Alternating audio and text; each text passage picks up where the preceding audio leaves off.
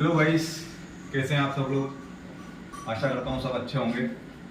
आज दोस्तों हम आपको बताने जा रहे हैं रिपीट ब्रीडिंग के बारे में। सबसे बड़ी समस्या है दोस्तों रिपीट ब्रीडिंग की पशुपालक के साथ में। जो भी किसान भाई नया डेयरी फार्म चालू करते हैं या जो पहले से चला रहे हैं, उनके सभी के साथ में आज 75% है रिपीट ब्रीडिंग वाली समस्या। तो आज हम उसी पे बात करते हैं कि रिपीट ब्रीडिंग के मेन पार्ट कौन कौन से होते हैं। मुख्यतः तो 3 कारण होते हैं दोस्तों रिपीट ब्रीडिंग के। पहला, इन्फेक्शन बच्चेदानी के अंदर।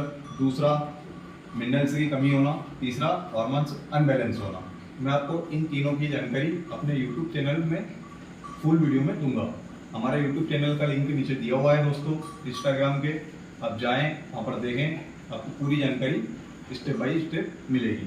तो मैं पहले ही बताना चाहता हूँ दोस्तों, पहला मुख्य कारण है रिपीट ब्रीडिंग का। जब हमारा पशु जनता है वो प्रॉपर जड़ नहीं फेंक पाता है, और जड़ नहीं फेंक पाता है या थोड़ी बहुत अंदर जड़ रह जाती है तो वो एक पायोमेट्रा में बदल जाता है। पायोमेट्रा में बदल जाता है तो क्या होता है कि हमारा पशु बार बार रिपीट होता है। फिर हम क्या करते हैं, दवाई डलवाते हैं दोस्तों उसको। अगर हमने दवाई भी डलवा दी उसके बाद भी पशु फिर कंसीव नहीं कर पाता है, तो कहीं ना कहीं उसके हार्मोन्स अनबैलेंस है या फिर मिनरल डिफिशिएंसी है।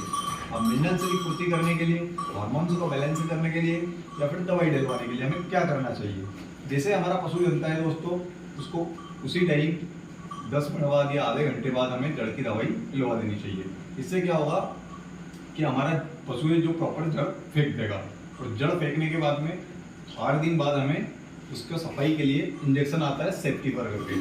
वो सेफ्टीपर लगवाएं। बहुत सारी कंपनी के आते हैं दोस्तों, बढ़िया ब्रांडेड कंपनी का सेफ्टीपर लगवाएं और दवाई डलवाएं, ताकि जब भी हमारा पशु 90 दिन बाद हिट पे आए तो वो पहली हिट में कंसीव कर जाए।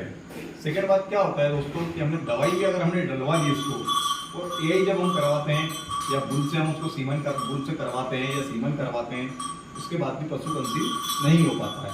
तो कहीं ना कहीं क्या होता है दोस्तों, उसके हार्मोन्स अनबैलेंस रहते हैं। हार्मोन्स अनबैलेंस रहते हैं तो उनको बैलेंस करने के लिए हमें क्या करना पड़ेगा दोस्तों, एक इंजेक्शन आता है दोस्तों एवरियर करके। आप देख सकते हैं ये वाला इंजेक्शन दोस्तों एवरियर आता है 2.5 ml का, ये लगवाएं ताकि उससे उसके हार्मोन्स बैलेंस हो जाएंगे। सेकेंड बात दोस्तों क्या होता है, हमारा जो पशु रहता है उसमें कहीं ना कहीं मिनरल की डिफिशिएंसी रहती है या हार्मोन्स अनबैलेंस रहता है, या पशु हिट पे आता है और खुल के हिट पे नहीं आता है तो भी पशु कंसीव नहीं करता है। अब पशु में क्या होता है, वो फिर भी जैसे आजकल क्या होता है दोस्तों कि पशु हिट पे आया, उसने कंसीव नहीं किया, उसका एक कारण रहता है। होता क्या है कि हमारा पशु थोड़ी सी रैली करता है और उसको हम यही करवा देते हैं या बुल से करवा देते हैं, तो भी वो पशु कंसीव नहीं कर पाता है। तो इसके लिए पाउडर आता है दोस्तों गर्भाशय करके, देख सकते हैं आप ये गर्भाशय। आप इसको अगर 20 दिन रेगुलर खिलाते हैं तो पशु जब हिट पे आता है तो वो खुल के हिट पे आएगा। सेकेंड बात दोस्तों, हिट पे आएगा तो 20 दिन बाद जब भी हिट पे आएगा तो पशु कंसीव भी कर जाएगा, क्योंकि हार्मोन्स को भी बैलेंस करेगा, मिनरल की जो डिफिशिएंसी है पशु के अंदर उसको भी मेंटेन करेगा। सेकेंड बात दोस्तों, इसमें कंटेंट भी बहुत शानदार है। उसके बाद इसको 20 दिन रेगुलर खिलाएं। आप इसको एआई के पहले भी खिला सकते हैं, एआई के बाद भी खिला सकते हैं। और सेकेंड बात दोस्तों, जब जो हीपर रहता है हमारा, हीपर भी पशु कंसीव नहीं करता है, तो उसमें कहीं ना कहीं बच्चेदानी के साइज का छोटा होना या हार्मोन्स का अनबैलेंस होना या हमारे हीपर में भी कभी कभी इन्फेक्शन की समस्या आ जाती है। तो इन्फेक्शन की समस्या के लिए दोस्तों दवाई डलवाएं, हार्मोन्स बैलेंस करने के लिए एवरियर इंजेक्शन लगवाएं, और ये साथ में पाउडर भी दें, तो ये हार्मोन्स को भी बैलेंस करेगा। अगर हीपर में बच्चेदानी का साइज छोटा है तो उसको भी बढ़ाएगा, साथ में कंसीव भी करवाएगा। जैसे ही हमने सफाई करवा दी, क्योंकि 3 पार्ट तो मुख्य होते हैं, सफाई करवाने के बाद भी पशु कंसीव नहीं करता है। सफाई अगर करवा दी हमने अच्छे से पशु की, बच्चेदानी की, तो इंजेक्शन भी साथ में लगवाएं सेफ्टीपर करके, ताकि जो भी थोड़ा बहुत मटेरियल वगैरह होगा वो भी पशु का बिल्कुल क्लीन हो जाएगा। क्योंकि जब तक बच्चेदानी दोस्तों क्लियर नहीं होगी तब तक पशु कंसीव नहीं करेगा। सेकेंड बात दोस्तों, ये पाउडर खिलवाएं 20 दिन तक रेगुलर, तो पशु खुल के हिट पे भी आएगा और कंसीव भी करेगा। क्योंकि ये बच्चेदानी के अंदर 3 पार्ट होते हैं, 3 फोल्डर दोस्तों, और तीनों फोल्डर जब तक पशु के नहीं खुलते हैं वो कंसीव नहीं करता है।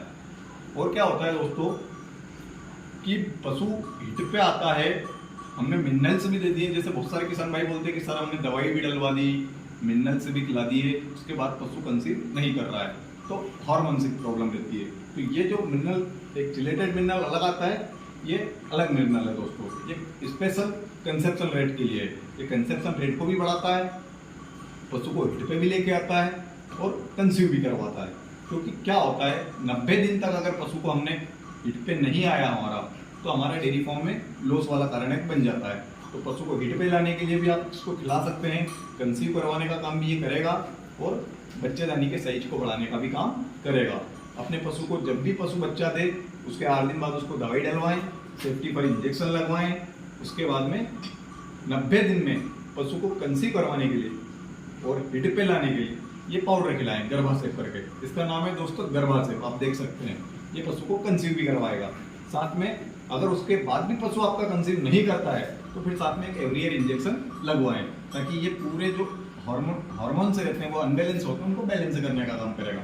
और जब तक हार्मोन से बैलेंस नहीं होंगे हमारा पशु कंसीव नहीं करेगा। और भी ज़्यादा जानकारी के लिए दोस्तों हमारे YouTube चैनल से जुड़िए, लाइक करिए, सब्सक्राइब करिए और चैनल में कमेंट करिए दोस्तों।